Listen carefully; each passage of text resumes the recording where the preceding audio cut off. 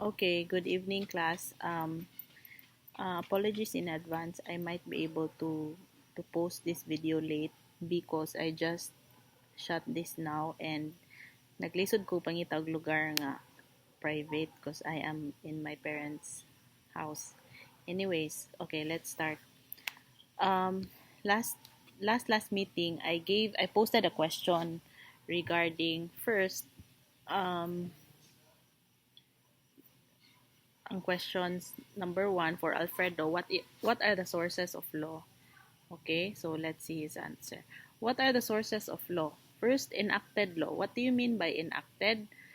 It means that it went through the proper process nga mapasa ang law.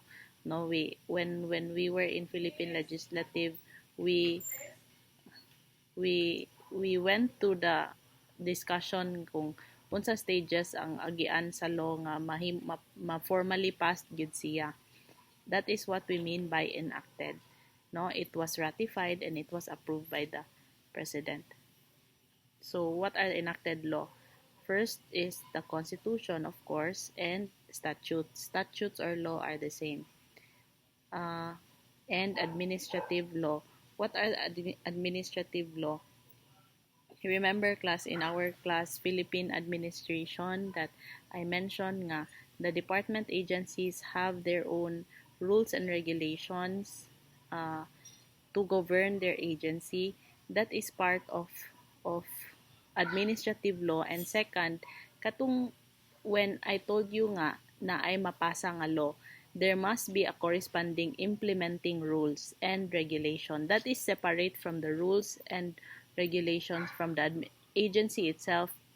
On the other hand, lahi sad ng implementing rules and regulation because that is the law that implements the law nga iyahang gibasihan. Okay?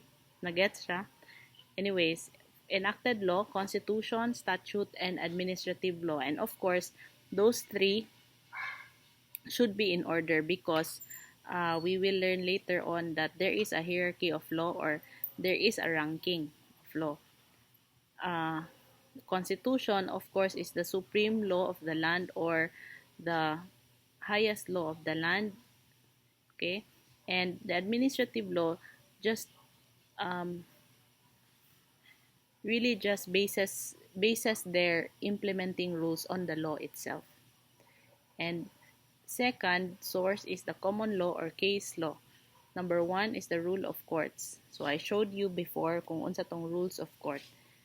2, court system. 3, precedent and stare decisis. Unsa ning precedent and stare decisis? These are settled principles that are embodied in the case itself. So when you daghan naman mong kaso na nabasa class, no, if you notice when you read a case kana especially on the rulings of the Supreme Court, you will learn a certain doctrine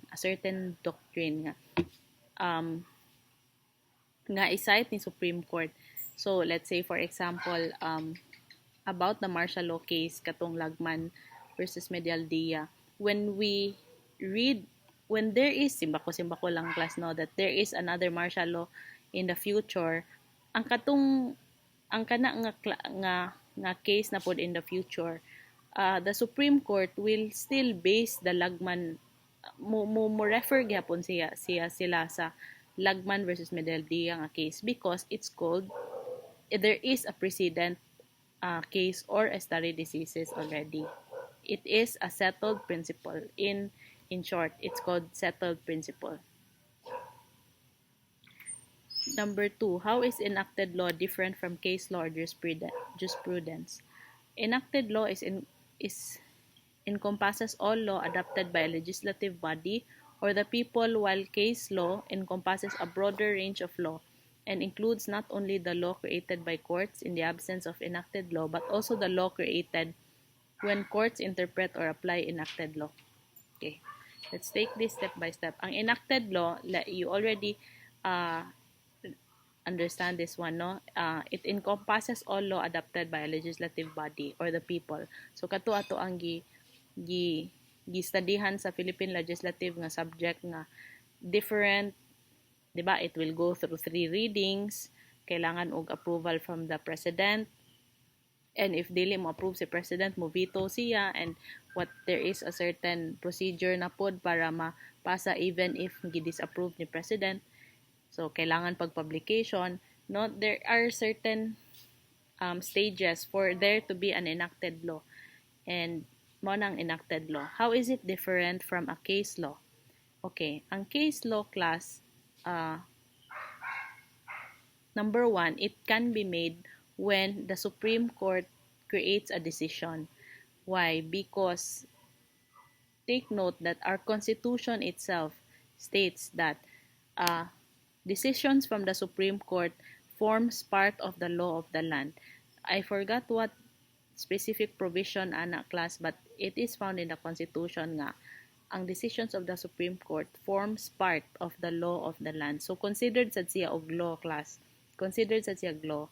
So but um if you will notice, usahay magbali-bali man gud ang decision sa court.